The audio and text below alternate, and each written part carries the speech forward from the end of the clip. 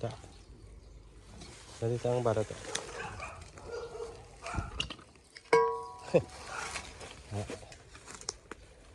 Ano na?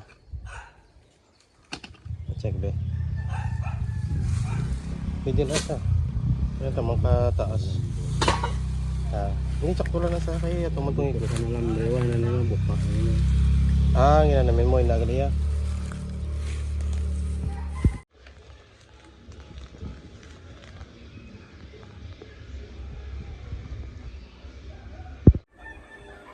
Yan, so nakita nyo naman siguro kung paano natin nilinis ang lugar na ito. Medyo nakakapagod yun.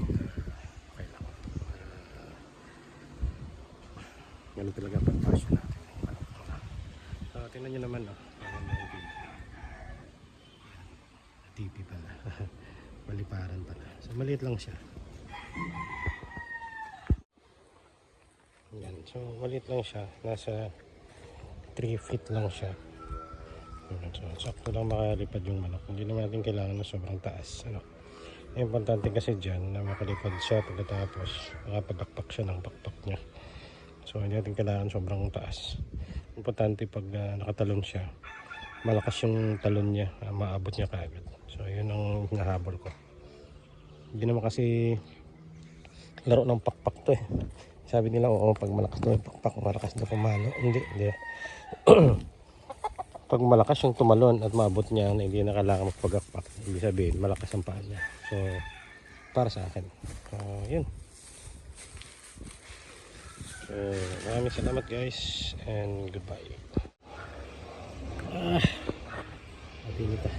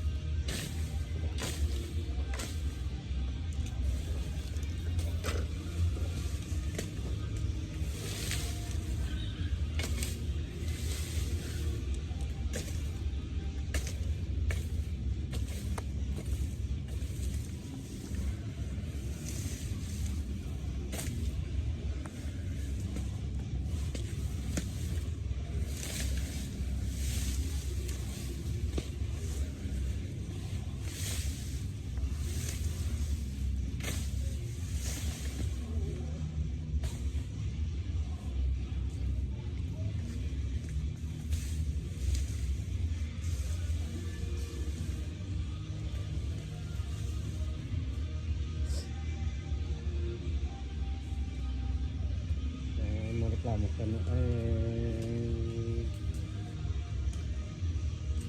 binilig yung mga kalawak. Bal ating ganit bagyo gani mo na butang sa charging station mo na agla mo sa gamo inom mo lang na sa gamo shot lang sa sa tongga ano lang no tubang balay niya ti magwala magdahon si Dugyado bang balay mo.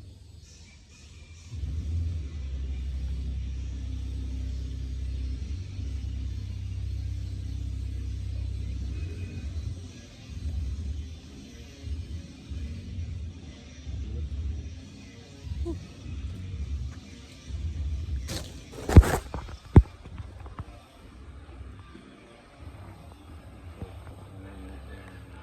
init.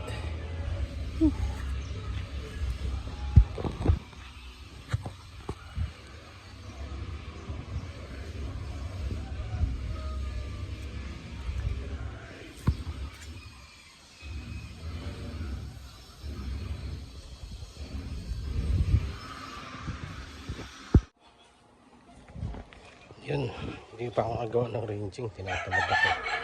So meron akong dalawang standby dito. Isa, dalawa. At tatlo pala. Tatlo, apat, lima, anim. So ito na yung mga sisiyo na 2 months old na sila. So yun yung mga ano. Pero magkakapatid yung mga yan. So meron tayong 20k na kelso over lemon 84 at saka yung ating kelso with ano tayo dito yung Boston Roundhead Boston Larry pala Boston Roundhead Larry Romero. So isa tsaka yung isa dito is yung kapatid niya, so isang tandang isang inahin.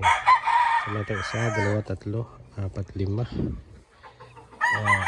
7, 8, 9, 10. Yun yung mga naunang sisiyo, yung kabat ko nandoon. So ang gap nito is 1 linggo lang. Ito yung nauna. Tapos ito yung mga pangalawa. Pangatlo na pala ito. Ay hindi, niwalay ka dito. Nandun yung pangalawa. So ito yung mga pangatlong batch. Kakahiwa-hiwalay na sila kasi nga nag-aaway na sila. So ang iba hinihiwalay na namin para hindi tayo nagkaroon ng fall packs. Kasi pag nasugatan sila, nakagat sila ng lamok, yun magsisimula yung fall packs. So yun, mag 1 month na yan. Yan. So mag 1 month na yan. Yan. Binaba ko na yan. Saka meron din ako dito. Ito yung matapang na sisyo na inahin. Ayan. So tinabi ko na siya dahil sobrang tapang niya. Ito yung ating isang lalaki. Ayan. So tinabi ko na rin dahil hindi na mapagkatiwalaan. So ang total na lalaki natin is isa. Tapos yung dito puro lalaki lahat. 2, 3, 4, 5. So 5 na sila. 6, 7, okay, 8, 9, 10. At saka isa, 11. So 11 yung mga siso natin na lalaki. So ayan, medyo mainit. So ito lang muna ang setup dahil hindi ko tapos yung nasa labas. So tatanggalin ko rin na ayusin ko. Hindi pa ako nakagawa ng fly pen para sa kanila. So, tingnan mo naman, away-away na, sisyo pa lang. Ano pa lang yan, 2 buwan. So yan ay claret cross over lemon 84. Yung isa, yung yellow leg. Tsaka yung isa, yung white leg, pero may konting halong yellow. Patitignan mo, so pero white leg siya. Ayan ay Boston Roundhead over Kelso. So Kelso yung base blood. Ayan. So tingnan natin sa kabila.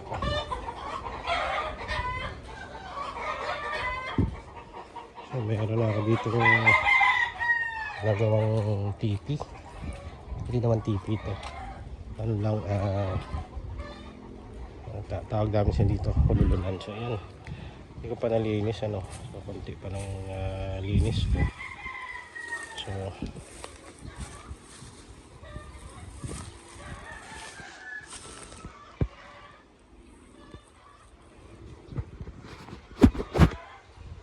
konti pa lang yung nalinis ko. So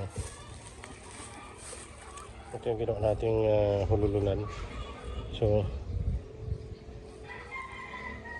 meron siyang pahingahan sa kapag mainit. Dito kasi banday di ba hindi sa ilalim ng kahoy to. So bilaran to. So may panatapos kanina ko palang ginawa to. Yan, ipapasok ko sa clip mamaya yung ginawa ko. Medyo marami kasing damo saka malalaki. Parang mga tubo. So nahirapan tayong mag chop-chop ng mga yan. So unti-unti lang natin. Ito yung ating yellow leg hatch. Bata pa yan. So magsi 7 months. Going to 8 months na yan. So yan. Linisin ko muna itong area na ito. Tsaka yung kabila. Ganun din. Medyo mainit ngayon Kaya ito lang muna. So dito muna isa. Doon sa kabila isa. Tapos papunta na yan doon. So ito ihahanda natin sa ating mga sisiyo. Ipaparating pa tayong sisiyo. So ito lang muna.